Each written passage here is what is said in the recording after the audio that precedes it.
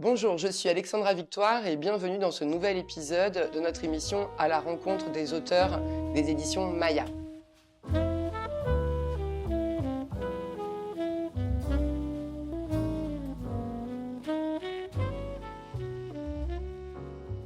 Pour ceux qui ne connaissent pas, Maya est une maison d'édition française innovante qui permet à des primo-auteurs comme moi de publier plus rapidement, plus facilement leur premier roman avec un contrat pour compte d'éditeur. Maya, c'est aussi une maison d'édition qui permet à des auteurs débutants ou confirmés de pouvoir s'exprimer librement avec une maison qui laisse une totale liberté d'écriture à ces auteurs afin de ne pas dénaturer leurs œuvres. Donc vous l'aurez compris, l'une des richesses de Maya, c'est la diversité des profils de ces auteurs, des pompiers, des chefs d'entreprise, des professeurs, des retraités, des policiers, des étudiants. Ce qui compte chez Maya, c'est d'avoir du talent et d'avoir une bonne histoire à raconter qui plaira au lecteur. Je vous propose donc dans cette série d'interviews de partir à la rencontre et à la découverte de ces œuvres, de ces histoires, mais aussi de ces personnes et de leur parcours de vie, tous aussi inspirants les uns que les autres. J'ai donc le grand plaisir aujourd'hui de vous présenter un policier pas comme les autres, Philippe Riert, Pour toute une vie, un roman policier empreint d'humanité et de réalisme où on accompagne le quotidien de Fanch, un enquêteur à la brigade criminelle de Paris, qui nous emmène dans une enquête aux allures de voyage intérieur où la vérité se trouve autant dans les silences que dans les indices. Donc Philippe, merci d'être venu aujourd'hui malgré un emploi du temps plutôt chargé. Je vous en prie, merci de me recevoir. Donc Philippe, vous êtes enquêteur à la BRB de Paris. Exact, oui. Oui. Vous êtes policier depuis plus de 20 ans. Presque 35 ans. Presque 35 ans. Donc avant peut-être de rentrer dans le détail de votre roman, vous êtes l'auteur de 2 romans policiers, à vrai dire. Vous avez déjà écrit un premier roman qui s'appelait À Contretemps, également paru aux éditions Maya. Ce qui ressort de vos 2 romans, c'est qu'ils sont très réalistes. Du coup, est-ce que vous pourriez, avant de rentrer dans le détail de vos romans, nous expliquer un petit peu votre histoire avec la police, comment vous avez voulu devenir policier et votre parcours au sein de la police? Mon histoire a démarré il y a quelques années maintenant, presque 3 décennies et demie, on va dire. J'avais envie de rentrer dans la police. Mon papa était déjà dans la police, en deuxième partie de carrière, et j'avais envie, en fait. C'était une profession qui m'attirait. Pour rentrer dans les clichés de la veuve et l'orphelin, mais presque en fait, attraper des bandits, travailler la nuit notamment, ce que j'ai réussi à faire dans la première partie de ma carrière, pendant une dizaine d'années, en anticrime à Paris, et un petit peu de métro. Après j'ai poursuivi une carrière en province, où j'ai fait 9 années qui étaient un petit peu différentes, où du coup j'ai versé vers l'investigation, parce que l'âge aussi, la maturité peut-être policière, l'envie d'aller vers autre chose, continuer à travailler sur des enquêtes, mais de l'intérieur, derrière un bureau, d'aller chercher des indices, d'aller comment on dit, un petit peu gratter en fait des dossiers, puis de faire ça au mieux. Donc il fallait passer des qualifications et puis ensuite être accepté dans des services du petit au moyen judiciaire, et puis après en sûreté départementale, donc à Nantes. Étant parisien, moi j'avais envie de revenir à Paris. La vie à côté a offert cette possibilité malgré tout, même si ça a été un peu douloureux quand même, parce que j'ai laissé des enfants que j'avais là-bas en province. Et quand je suis revenu à Paris, j'ai travaillé, j'y suis toujours, donc Qu'est-ce qui lui a fait D'où tu dire puises j'écris pas ce que je fais? ouais, alors comment c'est venu ça? Alors Philippe, je voudrais savoir d'où tu puises ton inspiration. Attends, ça tourne ou ça? Pardon, Faut repasser. Ah, excuse-moi. Philippe, je voudrais savoir d'où tu puises l'inspiration, toi qui es donc enquêteur à la BRB de Paris et qui écrit des romans policiers sur la brigade criminelle. Alors c'est assez paradoxal en fait, parce que j'ai pas souvent j'essaie de me souvenir, j'ai pas envie de travailler, de faire des enquêtes euh, où ça engage des personnes. Personnellement, je peux pas. C'est difficile. Le crime de sang, on parle, ou dès qu'il y a un engagement avec les enfants, pour la brigade des mineurs, des trucs comme ça, ça me dresse le poil et je suis pas dans mon élément. Que pour l'écriture, c'est plus facile. C'est plus facile.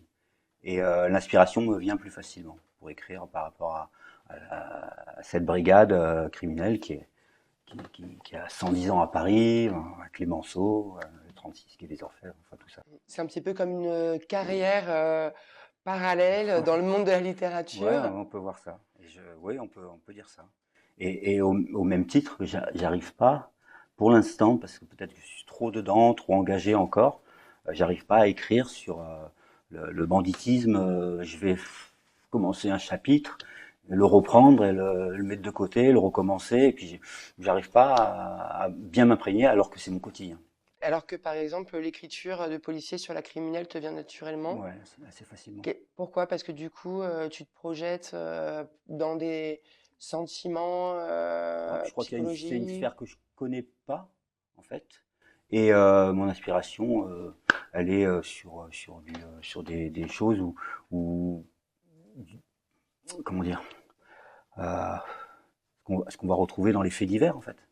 Ce D'accord. sera plus facile pour moi, pardon, d'en parler et d'essayer de décrypter le schéma du tueur, par exemple, ou un tueur en série ou autre, qu'un bandit qui va monter un coup pour aller sur une bige ou quelque chose comme ça, quoi. Donc tu trouves ça plus Ouais, intéressant pour le au niveau lecteur littérature, je trouve que c'est plus et en même intéressant. Faudrait, et je le ferai, le banditisme, ou même au travers du stupéfiant, parce qu'il y en a eu d'autres, et il y en aura d'autres. Mais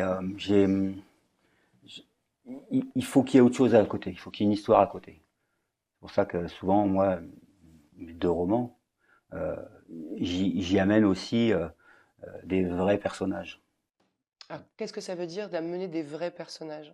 Je veux des gens du quotidien, en fait, qu'on puisse croiser, que la personne qui va lire mon livre va se dire, ah mais c'est ça un policier, en fait, avec des sentiments, avec des émotions, avec des choses qui vont le bouleverser quand il va les vivre au travers de la découverte d'un corps ou assister à des actes un peu particuliers, comme il peut y avoir à la crime, comme une autopsie ou des choses comme ça. Ce qui est intéressant dans ton livre, c'est que du coup, tu utilises ton expérience quand même de policier pour dresser un Ouais, cadre qui soit quand même très réaliste. Mais c'est vrai qu'on se rend compte que tu t'intéresses beaucoup à la psychologie des personnages, ouais. à ce qu'ils ressentent. Euh, C'est vraiment le but en fait.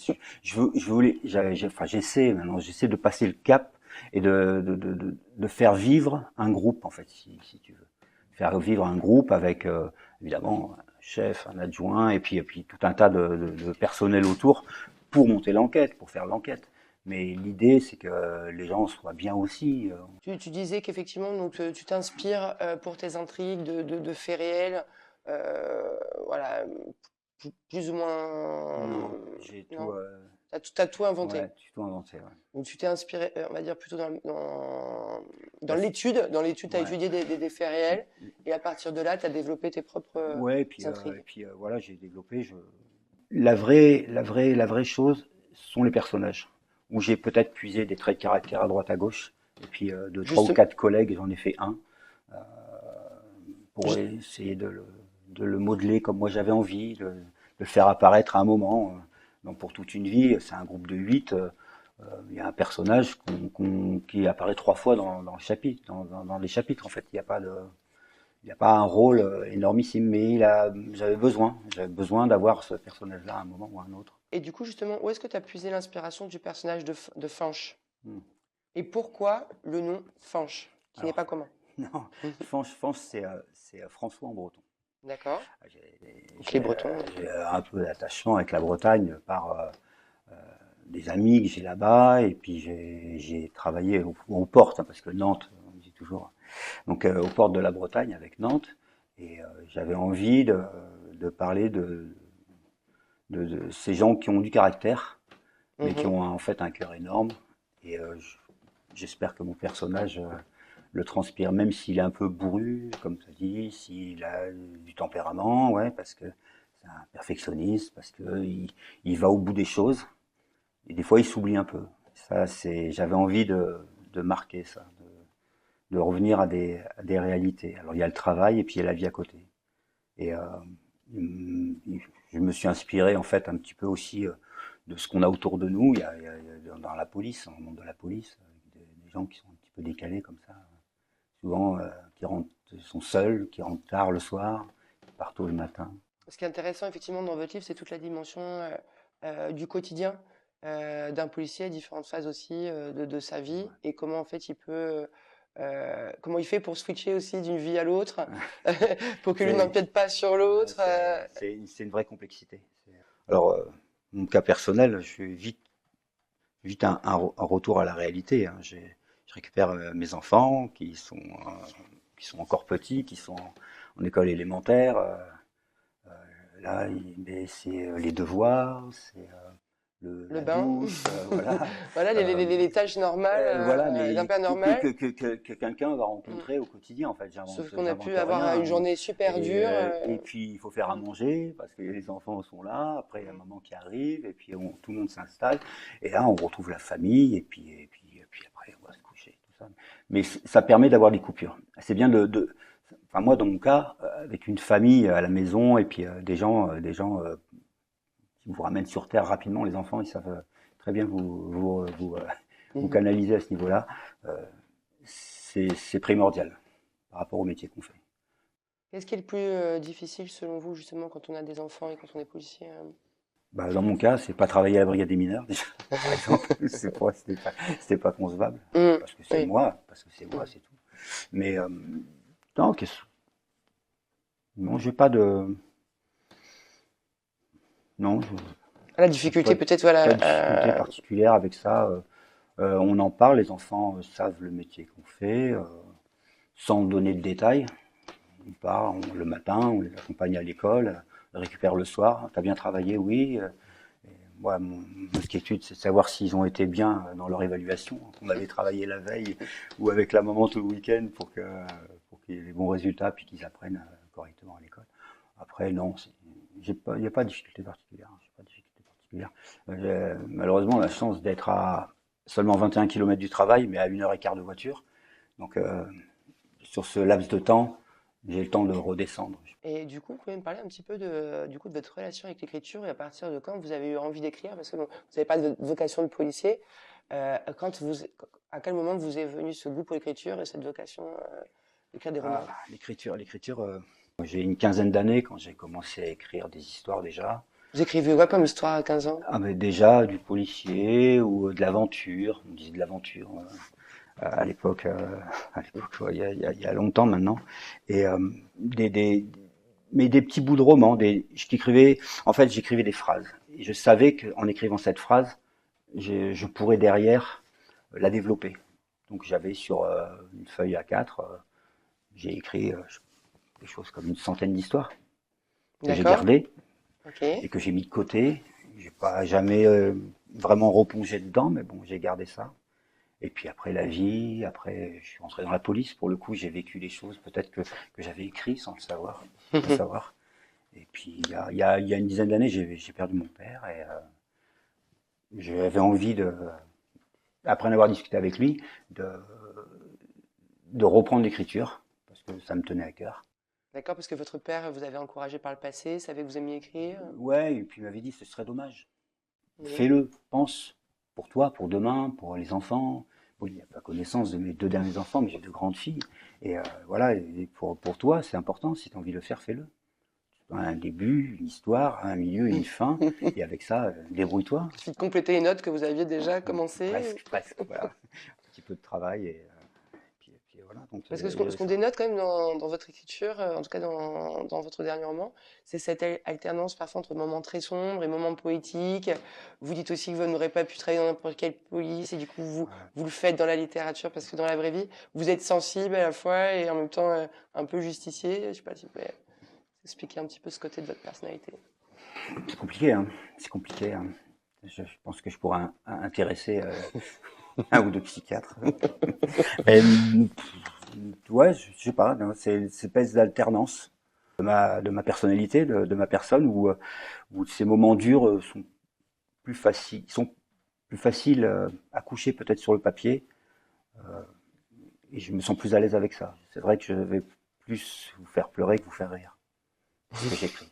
Maintenant, il y a des moments qui sont difficiles je le dis à chaque fois, mais des choses qui sont difficiles à lire sont pas non plus très faciles à écrire. Faut pas croire. Donc, Pourquoi on écrit des choses qui sont pas faciles à écrire? C'est un ouais, exutoire parce je que pense que c'est ça. Ouais. parce que vous dites que bon, finalement ça va la vie d'être policier avec les enfants, finalement ça se passe bien, mais vous encaissez quand même toute la réalité du monde et tout ce qu'il y a de plus moche en fait dans notre société. Vous devez revenir à l'état pur et dire aux enfants et la vie est pure, la vie est belle. Ouais, puis on prend un ballon, on va jouer au parc, Voilà, on fait comme si de on fait rien une sortie de n'était vélo, on et on fait va un bien en faire du gâteau. décor. On sait très bien comment le monde il est vraiment. Ouais, bon alors du coup, cette partie-là, peut-être que je la mets de côté et je l'écris. Ouais. Parce que on C'est reçoit beaucoup possible. d'auteurs qui écrivent aussi un peu pour faire leur thérapie. Est-ce que vous, Ah, c'est aussi le cas? Ou je plutôt la un sens pas, je loisir? la sens pas comme ça. Je la Non, pas sens du pas tout comme comme ça. Pour ça. moi, c'est vraiment pas un travail non plus. Ou c'est passer l'émotion que vous ressentez. Ouais, je pense que Mm. j'écris l'émotion et les sensations qui vont avec et les sentiments. Et vous parliez de poésie, de choses comme ça. On peut s'en rapprocher. Maintenant, je ne jamais un grand poète, pas de la grande littérature, mais j'ai juste envie de, de raconter des histoires qui m'inspirent et au travers du métier que je fais. En fait. Et votre livre a eu quoi, votre premier roman a déjà eu un succès assez intéressant et notamment ce qui est important dans un livre policier, c'est de savoir si les policiers aiment le Ah, lire, si les policiers s'y retrouvent, si oui, ça a un intérêt aussi pour les gens de oui, la si. profession. Ouais, parce qu'on sait que voilà, les Français en général aiment les romans policiers, mais est-ce que les Ouais, policiers c'est vrai. aussi trouvent que c'est un bon livre? Oui. Oui, oui, tout à fait, tout à fait. Alors c'est rigolo parce que euh, pour À Contretemps, vous parliez, mon Oui. premier roman, j'ai, j'ai, euh, j'en ai vendu, j'ai été content parce que j'avais fait d'abord un compte d'auteur et ensuite je me suis rapproché des éditions Maya pour la diffusion parce qu'il fallait Alors passer si un j'ai bien cap compris, vous supérieur. aviez d'abord Ouais, commandé l'impression de combien d'exemplaires vous m'avez dit? 300. 300 exemplaires, donc c'est pas rien quand même. Et Vous- puis en 4, 5 semaines, il m'en reste 20 quoi. D'accord. Donc là, vous dites bon bah finalement j'ai financé Ouais, voilà mes livres et parce qu'aujourd'hui 300 exemplaires c'est déjà quand même une bonne performance de vente. Et là vous avez dit bon bah, je vais prendre un éditeur plus ouais. professionnel peut-être. Ce que je voulais, c'était ça. Comment vous C'était avez rentrer rencontré dans, Maya? le plus simplement possible, en fait. En allant sur Internet, j'ai été voir les possibilités que j'avais Mhm. dans le monde de l'édition. J'ai envoyé donc mon manuscrit à plusieurs maisons d'édition et puis Maya fait partie des maisons qui m'ont dit si vous êtes OK, nous ça nous intéresse, on vous suit quoi. Mhm. Alors bon, j'ai eu de très bons rapports avec Isabelle qui travaille donc avec Pierre-Antoine. Et donc du coup vous avez réédité votre premier roman Voilà, c'est eux voilà à qui ont pris, ouais, contretemps. ouais, tout à fait, tout à fait. Et vous avez écrit ensuite. Alors, pour toute une vie, c'est quoi? C'est la suite? C'est un Non, spin-off? en fait, j'avais l'idée d'écrire deux livres différents sur un personnage principal que j'avais dans la première partie, qu'on retrouvait dans un autre roman. Et après, j'étais un peu léger en écriture. C'est mes débuts, ce sont mes débuts. J'essaye de mettre un chapitre par situation, par scène, pour que ça soit d'abord plus facile à écrire et agréable à lire. Je voulais donner du rythme, en fait. Ce qui donne, ce qui est très bien fait parce que du coup, on a un style cinématographique. On a l'impression d'un peu dans un film, le Ouais, suspense monte. bah, on me l'a dit souvent. Ouais. Voilà. Je voulais que la personne soit là, Mhm. le lecteur soit avec moi et me suive dans l'enquête.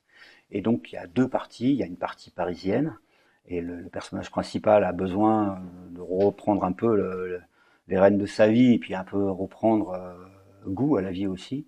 Donc du coup, part en province. Et en province, ben, il va remettre le bleu de chauffe parce qu'il est toujours policier, et puis une enquête plus une autre, et puis donc il va continuer à travailler et il va se retrouver à devoir mener une enquête criminelle à nouveau. Fort de son expérience parisienne, parce que Mhm. on parle déjà de la brigade criminelle. D'accord. Et puis pour toute une vie, alors pour toute une vie, c'est pareil, brigade criminelle à nouveau.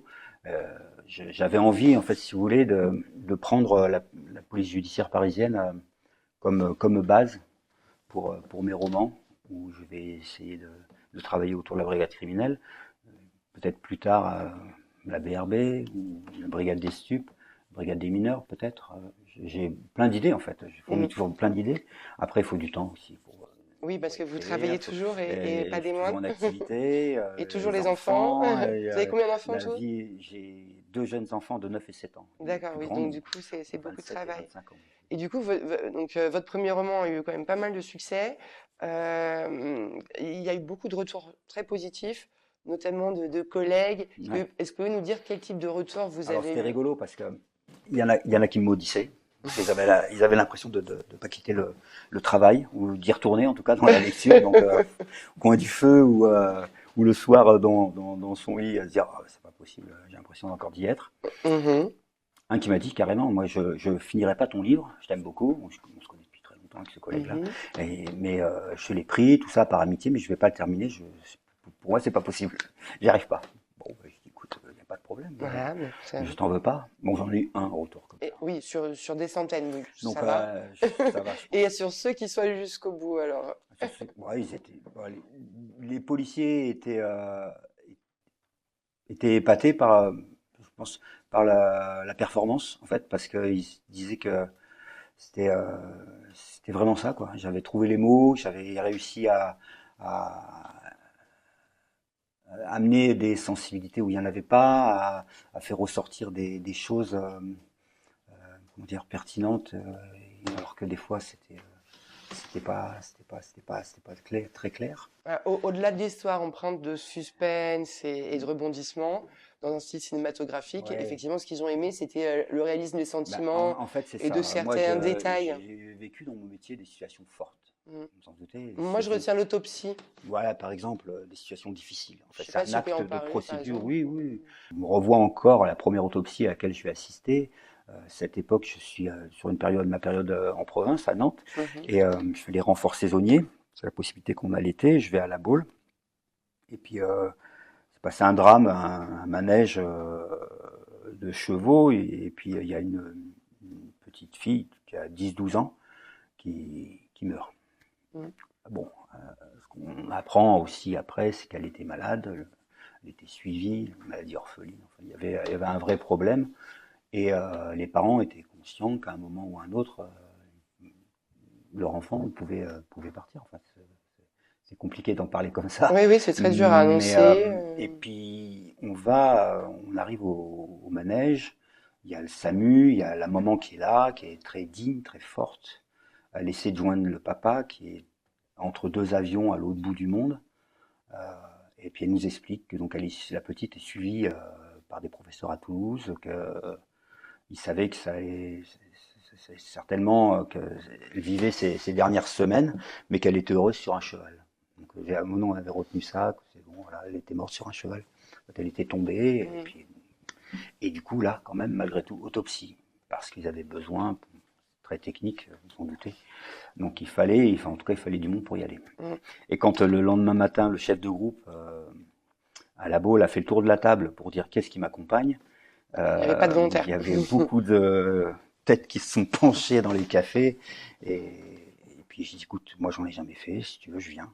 Alors il m'a regardé, d'abord un peu estomaqué, il me dit, mais t'as pas des enfants du même âge? J'ai dit, si pile, deux filles. Elle me dit, bah écoute, viens si tu veux. Bon, alors je l'ai fait, c'était pas, c'était pas un moment très agréable, mais c'était un moment où il faut que le côté professionnel revienne Mhm. et on apprend. C'est tout. C'était, c'est particulier. C'est particulier. Et puis bon, elle a la chance aussi d'être allé. Ça s'est passé, l'autopsie s'est passée à Nantes avec un professeur de renom sur la France, enfin au niveau français. Donc qui expliquait bien les choses et qui avait vu à ma tête que c'était ma première autopsie. Donc et du coup j'en ai refait une autre dans la foulée d'ailleurs, mais bon, c'était beaucoup plus, on va pas dire facile, mais Moins la glace était dramatique. rompue, voilà. Mhm. Donc, À la voilà. glace, c'était un peu quoi. Voilà. On a passé, quand on l'a fait une fois, Ouais, on voilà. Mais passe une dire vrai, étape. j'en ai pas refait depuis, et je suis pas Sans dans un regret. service qui me permet d'y aller, donc ça tombe très bien. Ça tombe très bien. Et on sent effectivement, ouais, c'est cette pudeur que vous avez, et du coup, qu'effectivement, vous, dans la vraie vie, ça n'aurait pas été possible peut-être de mener cette carrière à Non, la police criminelle. mais et ce que je voulais rajouter, c'est quand même beaucoup plus facile à écrire en fait. Ça, je peux l'écrire assez facilement. Et Le qu'est-ce qui est... décrire. D'en parler, c'est toujours plus dur Ah, c'est de plus facile. verbaliser les mots sur des situations comme celle-ci, où, où je voulais, enfin, j'avais dans l'idée d'écrire des livres, mais déjà en écrire un, et dans ce premier livre, je ne voulais pas non plus passer euh, un acte fort dans le premier où un policier se suicide. Et ça, je ne pouvais pas ne pas en parler, parce que c'est une chose que j'ai dû rencontrer, Ouais. et une situation qui m'avait vraiment blessé en fait. Et du coup, c'était important parce que Puis c'est quelque on chose est dans qui touche le métier quand même, hein, ouais, et puis ça fait quand même maintenant quelques années où on est en 2025, on a été à 2024, 23, et puis à la fin, on coche un nombre de policiers, de gendarmes qui se sont suicidés pour X ou Y raison, mais avec un équipement qui permet de passer à l'acte assez rapidement. Mhm. Oui, ça Donc, permet de passer de l'idée à l'acte. ça, c'est dur. Ça, c'est dur, ouais. Ou on quitte un pote le matin et le soir à l'appel, on vous dit, ben, il viendra plus. Ça, c'est, il faut. Alors, moi, j'ai romancé, Mhm. j'ai essayé de faire, Mais voilà. c'est une réalité. En plus, vous avez parlé, effectivement, il y a la réalité déjà du danger en soi, hein. Il y a des policiers qui meurent sur le terrain, c'est une réalité. Oui. Et en plus, il y a l'autre côté dont on parle un peu moins. C'est le vrai côté sombre Voilà le vrai que côté j'avais sombre. envie Mhm. d'écrire. Et effectivement, ce chapitre, ou ces 2 ou 3 chapitres autour de la mort de ce policier, du départ, du suicide de ce policier, a été difficile à écrire. Ouais. Et qu'est-ce qui pousse certains policiers, du coup, à vouloir mettre fin à leur vie? Je crois que c'est très personnel, hein. Il n'y a pas de. Je suis pas persuadé qu'il y ait une vérité autour de ça. S'il y a une vraie explication, c'est très personnel. Ça peut être une défaillance. Alors souvent on parle par rapport au métier, par rapport à la profession, Mhm. par rapport à la pression. Bah, ça, j'y crois qu'à moitié. Après, je me demande s'il n'y a pas une question aussi d'énergie aussi un peu Il y a peut-être lourde, une spirale spirale, négative qu'on ouais, absorbe, et puis une difficulté qui vous arrive par je ne sais quel qui fait que du coup, biais, vous êtes une situation fragile. financière, une situation Mhm. de couple, ou un Aussi, enfant, ou une... des choses comme ça Mhm. qui basculent, et du coup, pouf, le cerveau peut rapidement se mettre en off. Et, Et est-ce qu'il n'y a pas du coup aussi une certaine difficulté de policiers, souvent qui sont du coup vus comme des personnes fortes, qui doivent défendre les autres? Est-ce c'est que beaucoup c'est ça. pas plus dur pour un policier qu'une autre personne d'aller voir un thérapeute, de C'est pas dire impossible, voilà, mais c'est des j'ai choses besoin que d'aide, j'ai vu évoluer sur un peu plus de 30 ans de carrière, voilà, effectivement. Ça et- a changé ça. mais vous pensez que du coup ça va beaucoup. Bah, Alors là les maintenant, personnes ont bizarrement, changé? les chiffres sont là. Maintenant, je ne sais pas s'il y avait vraiment un comptage Oui, on de peut cette douter de la manière dont situation, c'était voilà, pensé les comment c'était fait choses. à l'époque. Mais quand je vous dis, par exemple, les cellules psychologiques qui sont développées maintenant et de façon très Systématique. systématique, et c'est très bien fait, il y a des numéros de téléphone partout, enfin, on peut rencontrer des gens. Mhm. Euh, ça ne démarre dans la police qu'au moment des attentats de 95 à Saint-Michel, par exemple. Mm. 30 ans. Euh, il y a des choses comme ça. Depuis, Heureusement, ça a voilà, évolué. Voilà. depuis maintenant, à chaque fois qu'il y a Oui, des des, situations fortes. des situations fortes, Ouais, ouais. Bataclan, Il y a possibilité attentat. d'initiative où Avant, ça un n'existait pas. supérieur va vous dire tu vas là. Et puis, oui, non, non, ça n'existe pas. Et est-ce que vous pensez que malgré toutes ces choses qui sont en place, est-ce que vous pensez qu'il y a encore beaucoup de policiers qui sont en fragilité aujourd'hui? Ouais, je pense. Je pense parce que c'est un tel phénomène de buvard. Ce métier ne peut pas vous laisser indifférent. En plus, il y a de plus en plus, on va dire qu'on vit une époque aussi qui est socialement, économiquement pas la meilleure Non, des c'est 40 compliqué. dernières années. C'est compliqué. Et du coup, effectivement, quand on est policier, on fait face Ah à bah, la vraie au réalité, quoi. quotidien, moi je le dis souvent, hein, moi je suis passé de l'anticriminalité au banditisme, j'ai surfé sur une carrière finalement, je dirais tranquille. Mais moi j'ai des copains, des copines qui travaillent dans une police secours, enfin qui vont dans une voiture, qui vont aller sur un, un événement appelé par la radio, on va leur dire vous allez là-bas, il y a eu un différend, et puis bah, le différend finalement il se termine à coup de fusil. ça peut être terrible. Ils savent pas vraiment sur quoi des fois ils vont. Mm. Et ces policiers-là, ouais, ceux-là, oui, ils sont à féliciter au quotidien. Oui. Du coup, j'imagine voilà, que vous allez pouvoir écrire aisément une ou plusieurs suites. Quels sont Ah, du coup, vos projets littéraires à venir? alors, quand j'ai écrit à Contretemps, on m'a dit que le personnage principal s'appelle Éric Maillard, donc qui est parti, qui est dans le Jura maintenant, il y est toujours. Et Il est je veux parvenu à pas Paris? le faire revenir à Paris. Non, Il est venu pour d'autres raisons, mais j'ai fait des piges comme ça. Mais il n'y aura pas de à Contretemps 2, Mhm. comme il n'y aura pas de Pour toute une vie 2. Mais comme je vous ai expliqué tout à l'heure, moi, ce que j'ai envie, c'est d'avoir en dénominateur commun le Bastion, donc la police Mhm. judiciaire à Paris, et puis travailler là-dessus. Alors, Donc aborder peut-être un autre personnage. j'aborderai dans le Voilà. troisième roman que je suis en train d'écrire, j'ai un autre personnage. Par Mhm. contre, alors, les personnes qui ont apprécié mon livre, en tout cas le deuxième, Fanch fait des piges. Il va être là un petit peu. D'accord. Et Fanch ne va pas Comme disparaître. il est dans À Contretemps. On le croise dans un escalier. S'il est le lecteur un peu assidu, il va retrouver vite fait un petit peu son passage. J'ai mêlé exprès des personnages qui vont avoir leur part de gloire, on va dire, dans un Mhm. autre roman, mais qui apparaissent déjà dans des romans que j'ai écrits. Et du coup, finalement, on peut lire les livres dans n'importe quel ordre, si je comprends Oui, bien. oui, oui, malgré tout. Parce que les histoires, pour le coup, l'histoire policière, l'enquête proprement dite, et les émotions qui vont avec, sont vraiment complètement à part. Il n'y a pas de mélange en fait.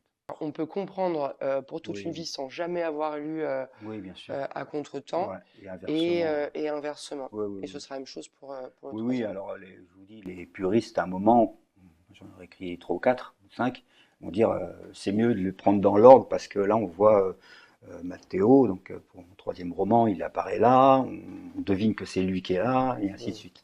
C'est ça, parce que j'ai voulu m'amuser en fait à faire ça. C'est Mhm. compliqué d'ailleurs. Bah, quand on écrit un roman policier, effectivement, on écrit un genre littéraire de loisir. Mais souvent, quand on écrit, on souhaite tout de même passer des messages. Euh, là, bon, on a parlé de beaucoup d'aspects qui font la spécificité de votre livre, mais si vous deviez résumer les messages que vous voudriez passer à vos lecteurs, ou en tout cas les émotions que vous voudriez qu'ils ressentent à la lecture de vos œuvres. Les émotions, c'est sur ça que je surfe en fait dans ce que j'écris. Euh, Moi, je pense à l'amitié qui va être importante, peu importe le corps de métier. Être bien avec les gens avec qui on travaille. Parce que c'est que l'amitié est importante entre Ouais, policiers. ça, c'est important. La rigueur, parce que on fait pas des métiers si simples que ça. Et puis, euh, une erreur peut être derrière, Lourde de voilà, conséquences à lourde de plein de niveaux. Ouais. conséquences, avec un effet papillon regrettable. Et puis, faut continuer de vivre en fait. Faut pas, faut tenter d'être heureux. C'est pas mal déjà de tenter d'être heureux. C'est déjà pas mal. Et tenter d'être heureux, c'est déjà C'est commencer à être déjà heureux. quelque chose. C'est déjà quelque chose. Et du coup, si vous deviez résumer pour toute une vie en une phrase ou en quelques mots. Toute une vie, c'est des émotions du passé que j'avais envie de faire revivre et, euh, et amener le lecteur aussi à se dire que policier, c'est pas juste un enquêteur ou un policier derrière un procès-verbal. C'est aussi un homme, une femme qui a ses instants de vie, qui a ses, Ses sentiments, ses sentiments, ses voilà, problèmes. ses problèmes et qu'il est comme tout le monde. Qu'il est comme Mm. tout le monde. Il n'est pas plus fort. Alors des fois, on aimerait bien avoir une cape ou, euh, ou vous savez, c'est une espèce de baguette magique pour ranimer quelqu'un parce que ben, C'est pas juste. il a été tué ou parce que voilà, c'est pas bien. Mais ça marche pas ça. Donc, tu es obligé Ça marche d'accepter pas. tout le temps en fait ce qui se passe. Ouais, ça Ouais. c'est clair. En plus, quand tu arrives en général, souvent c'est trop tard. Et Et c'est déjà passé puis quelque chose. d'amener du plaisir dans la lecture avec. Moi, j'ai déjà dit à des copains, moi je ferai pas Georges Simenon ou Agatha Christie. Il y en a déjà des gens comme ça. Moi, je veux juste raconter une histoire avec les émotions qui vont avec. À ta manière, raconter les Ouais. histoires à ta manière. Avec Et une enquête et puis m'amuser en fait. Et j'espère et vraiment et ce que je veux surtout, c'est amener le lecteur avec moi. Moi, j'ai envie que le lecteur, il soit assis dans la voiture quand je fais une filature, qu'il vive vraiment l'instant présent sur l'enquête. Tu m'avais dit que tu avais des lecteurs qui avaient justement pas réussi à s'arrêter. C'était une anecdote Ouais. intéressante. Alors, ça aussi, ça c'est presque un compliment. On me dit, mais j'ai fait cramer mon repas, merci. J'ai raté mon arrêt de bus. Voilà, c'est ça. Tu me dis, moi, je J'ai veux que les gens y ratent leur arrêt de Je bus. veux que les gens ratent leur arrêt de bus, à pas pouvoir lâcher. J'ai une amie, elle me dit, ah, je vais le commencer ce soir ton livre. J'ai dit, du coup, vers quelle heure? 23 heures. Du 4-5 heures. Demain, tu vas me maudire parce que tu vas le poser à 3 heures du matin. Et puis, elle m'a maudit, effectivement. Elle s'est couchée tard. Ah oui. Mais si elle n'avait pas passé un bon moment, elle se Voilà, serait pas couchée aussi tard. c'est du rythme et puis, d'essayer d'avoir toujours une passion qui reste à chaque page. J'ai une question. Pourquoi le titre Pour toute une vie? Ça, c'est compliqué de pas aller sur l'histoire, mais c'est tout un tas d'émotions qui sont là, qui fleurissent Pour toute la vie. pour toute la vie. Et j'avais cette idée-là, mais seulement le J'aime titre beaucoup le existait titre. déjà.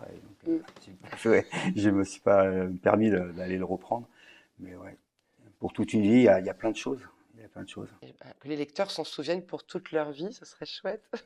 Et vous, pour conclure, que retenez-vous de votre carrière, de votre 35 ans de carrière en tant que policier? Ce que je retiens, c'est plus un sentiment. C'est même pas une affaire plus qu'une autre. C'est de me dire tous les matins, je suis content d'y aller. Ça, c'est important. Je suis content d'y aller. J'aime ce que je fais. J'espère le faire encore un petit peu, 4, 5, 6 ans, je sais pas. Je n'ai pas de prévision encore là-dessus. Mais et puis de rentrer le soir et puis me dire, bon, voilà, la journée n'a pas été parfaite parce qu'on a raté ça, on a fait ça. Mais d'être content d'être là, ouais. D'être content d'être là, toujours être bien entouré, ça compte beaucoup. Mais effectivement, de se dire, je vais au boulot et puis ça me plaît toujours. Il y a toujours ce petit truc. Quand tu n'auras plus la lumière, je pense qu'il faudra changer de pièce. La police aura été un amour pour toute votre vie. Pour le faire.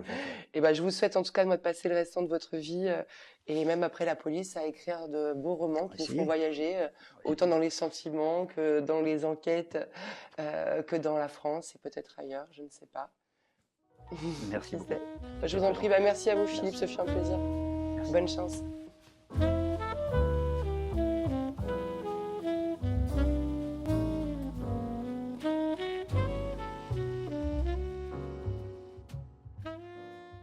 Tout commence sur un air de clarinette à la station Nation. Un musicien qui exprime son talent dans les sous-sols parisiens en sublimant un extrait du concerto pour clarinette de Mozart.